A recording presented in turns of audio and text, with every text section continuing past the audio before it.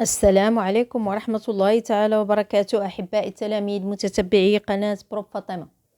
ما تنسوش الاشتراك في القناة والضغط على زر الإعجاب وتفعيل الجرس ليصلكم كل جديد.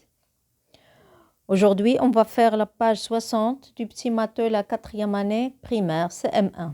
La leçon d'aujourd'hui, c'est la division, plutôt la division euclidienne. Comme vous voyez, les objectifs, c'est de connaître la division euclidienne, de résoudre une situation problème en utilisant la division. Donc, avant de commencer, on va comprendre qu'est-ce que ça veut dire une division euclidienne.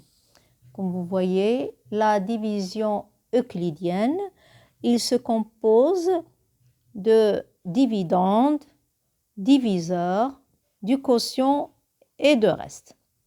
Donc, la division euclidienne en arabe هي القسمة الإقليدية. القسمة الإقليدية هي التي تتميز بالباقي والباقي دائما أصغر من المقسوم عليه.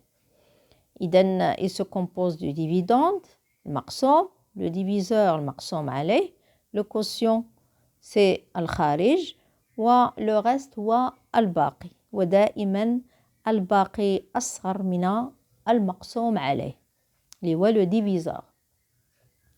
Donc, comme vous voyez, pour chercher le dividende, pour que je cherche le dividende, je dois multiplier le diviseur par le quotient, le diviseur fois le quotient, plus le reste. Et le reste toujours inférieur au diviseur. En abréviation, donc le dividende, je l'indique avec grand D, le diviseur petit d, d minuscule, donc le quotient par culon minuscule et le reste R minuscule. Donc R est inférieur à D, ça veut dire le reste inférieur au diviseur. Comme vous voyez ici, j'ai donné un exemple avant de commencer la leçon pour comprendre avant.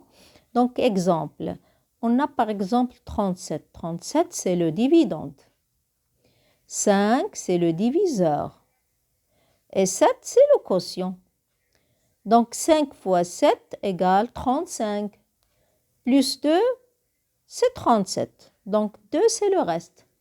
2 inférieur à 5. Comme vous voyez, pour chercher, je vais encadrer le dividende. Entre quoi? On encadre le dividende entre deux multiples successifs de quoi? Du diviseur qui est ici le 5. Donc 5, quand vous voyez 5 fois 7 égale 35. Et 5 fois 8 égale 40. Et 37 se trouve entre 35 et 40. Donc 5 fois 7 plus le reste qui est 2. Donc on commence la leçon maintenant. Donc l'exercice 1, Fatima veut ranger les 37 œufs qu'elle a ramassés ce jour dans des boîtes de 6. Donc, regardez le schéma ici. J'ai une boîte, il va comporter 6 œufs. Donc, Fatima, il va les ranger dans des boîtes de 6. Donc, combien il a d'œufs? Il a 27 œufs qu'il a ramassés ce jour dans des boîtes de 6. Il va les ranger dans des boîtes de 6. Ça veut dire chaque boîte, il va comporter 6 œufs. Donc, je complète les méthodes proposées par Nadia, Myriam et Ali pour trouver le nombre de boîtes remplies et le nombre d'œufs restants. Donc, Nadia, Myriam et Ali ont proposé 3 méthodes. Donc, la première méthode, c'est la soustraction successive. La deuxième, c'est le multiple du nombre 6. Et la troisième, c'est l'addition successive. On prend la première méthode de Nadia. Comme vous voyez, il a utilisé la soustraction successive. Ça veut dire 27, il a 27 œufs. Il a rempli la première boîte avec 6 œufs. Combien il lui reste? Il lui reste 21. Donc la première boîte, il a mis 6 œufs. La deuxième boîte, 21 moins 6. Il a mis 6 œufs dans la deuxième boîte. Combien il lui reste? Il lui reste 15. Maintenant 15, je vais retrancher 6. 6 œufs. Combien il reste? Donc 15 moins 6 égale 9. Donc 9. C'est la troisième boîte. La troisième boîte, elle va mettre 6 œufs. La troisième boîte.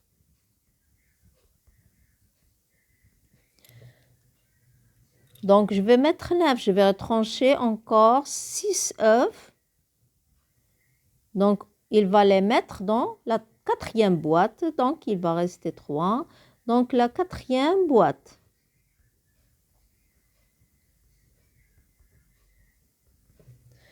Donc, le nombre de boîtes, j'ai la première boîte, la deuxième, la troisième et la quatrième. Donc, le nombre de boîtes, c'est 4. Nombre d'œufs restants. Regardez, il reste 3 œufs. Donc, le nombre d'œufs restants, c'est 3. Oui. Ici, on a un axe. Regardez, 27 œufs. On a retranché 6, on obtient 21. On a retranché 6, on obtient 15. 6, on obtient 9. Donc, 6, on obtient 3.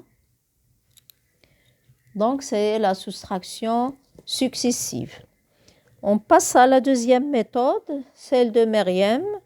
Donc, il a utilisé le multiple du nombre 6. Donc, c'est la table de multiplication de 6. On a 1 fois 6 égale 6, 2 fois 6 égale 12, 3 fois 6 égale 18.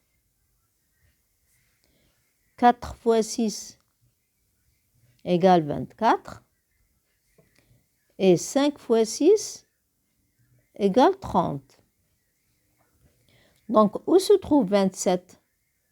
Donc, 27, il se trouve ici entre 24, entre les deux multiples qui sont successifs, comme j'ai dit au début, les deux multiples successifs qui sont 4 fois 6, 6 fois 4 et 6 fois 5. Donc, le nombre de boîtes, toujours 4. Et ce qui reste, c'est 3. Comme vous voyez, les multiples, c'est 6 fois 4, 24. 6 fois 5, c'est 30. Donc, 6 fois 4, 24, plus 3 égale 27. Donc, le nombre de boîtes, c'est 4. 6 fois 4. Ici, c'est 4. Donc, le nombre de boîtes, c'est 4. Donc, on remplit ici cet axe. On a 2 fois 6 égale 12. 1 fois 6 égale 6. On a 3 fois 6 égale 18. On a 4 fois 6 égale 24. Et comme vous voyez, 27, elle se trouve entre deux multiples successifs qui sont 6 fois 4 ou bien 4 fois 6, 6 fois 4 et 6 fois 5. Donc, on passe à la dernière méthode, celle de Ali, la méthode de Ali. Donc, il a utilisé l'addition successive ici. Donc, qu'est-ce qu'il a utilisé? Il a mis 6, plus 6, plus 6, plus 6, et il compte. Il a mis 6, plus 6, 6 œufs, plus 6 œufs, plus 6 œufs, plus 6 œufs, plus 3 égale 27. Donc, combien il a utilisé de boîtes? Aussi, il a utilisé 4 boîtes, et le reste, c'est 3. Donc, vous voyez, ici, 18 plus 6 égale 24, et 24 plus 6, non, mais pas plus 6, c'est plus 3. Maintenant, c'est plus 3 égale 27. Donc, c'est l'addition successive. Donc, on passe à l'égalité. Donc, regardez, on a le dividende, si c'est le diviseur. On a le reste, ici, on va chercher le reste. Le reste, c'est le nombre d'œufs restants. Et ici, le quotient, c'est le nombre de boîtes, c'est le quotient dans ce problème ici. Donc, le dividende 27, on a 6 fois quoi? 6 fois 4 égale 24, plus 3.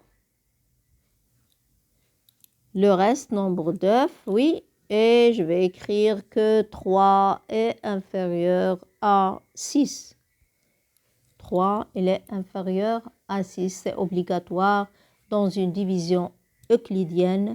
Il faut que le reste inférieur au diviseur. C'est obligatoire pour connaître que c'est une division euclidienne. Donc ici, cette égalité, on a complété cette égalité. Donc on a terminé la page 60. On se rencontre dans la page 61. Au revoir.